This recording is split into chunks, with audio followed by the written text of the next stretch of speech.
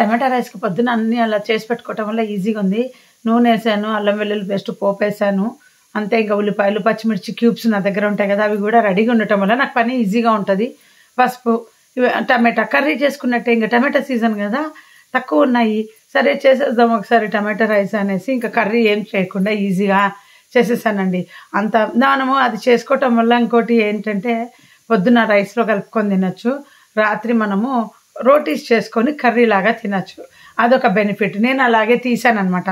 నేను మొన్న కర్బూజా విత్తనాలు వేసాను కదా! అది కాజు అన్నీ కలిపి మిక్సీకేసి కొంచెం గరం మసాలా లాస్ట్‌లో వేయాలండి. కొత్తిమీర వేసేటప్పుడు ముందు అంతా మగ్గిపోయిన తర్వాత తొక్క తీస్తేనే టమాటా రైస్‌కు బాగుంటుంది. చెప్పాను కదా షార్ట్స్‌లో, ఆల్రెడీ ముందు షార్ట్స్‌లో హాట్ వాటర్లో వేయండి, తొక్క తీయండి, లేదా ఫ్రీజర్లో పెట్టుకోండి.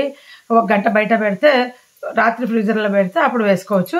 మీరు ఇది ఇలాగే మొత్తం ఉడికినేది తీసి ఫ్రీజర్లో పెట్టుకున్నారనుకోండి, మళ్ళీ ఒక వారం తర్వాత కూడా చేసుకోవచ్చు, బాగుంటుంది.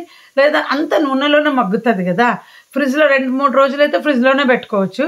అంటే ఉల్లిపాయ ఉంది కదా, అందుకు కొంచెం ఫ్రీజర్లో పెట్టుకుంటే బాగుంటుంది. కర్రీకి బాగుంటుంది, ఊర వెళ్ళేటప్పుడు పిల్లలకి చేసి పెట్టడానికి బాగుంటుంది. ఇంకా నేను పెరగన్నం ముందు పెరుగు ఉంటే అది కలిపేసి అది తోడుకోలేదు. ఫ్రిడ్జ్లో కొంచెం సద్దన్నం ఉండింది, పడేయలేక అది కూడా తెచ్చి కలుపుకున్నాండి. ఎందుకంటే కిలో 100 రూపాయలు మా బియ్యము. అందుకనేసి నేను ఎప్పుడు కూడా అన్నం పడేయనండి. టిఫిన్ కానీ అన్నం కానీ తీసుకుపోయేటోళ్ళు పని వాళ్ళు లేరు, పెడితే తినేటోళ్ళు లేరు.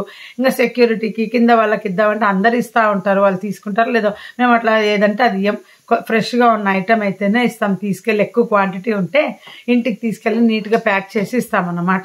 ఏవో 2 మిగిలినాయి అట్టా అని ఇయ్యం. స్వీట్లు కూడా 1-2 ఉంటే కూడా ఇయ్యం.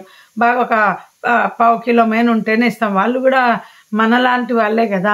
పని వాళ్ళకైతే ఇంట్లో తినటానికి ఇచ్చేస్తాము, పట్టు తిను అనేసి. 1-2 ఉంటే ఈ చెత్త తీసుకుపోయే వాళ్ళు ఉంటారా, అది కూడా వాళ్ళకు కూడా అట్లా పని చేయడానికి వచ్చినప్పుడు తిను అని ఇస్తాం. అంతేగాని ఇంకా సెక్యూరిటీ వాళ్ళకంతా మీరు అనుకోవచ్చు ఇలా పని వాళ్ళకి ఇచ్చేసేస్తామని. ఈ రోజుల్లో ఎవరు పని వాళ్ళు తీసుకోరండి.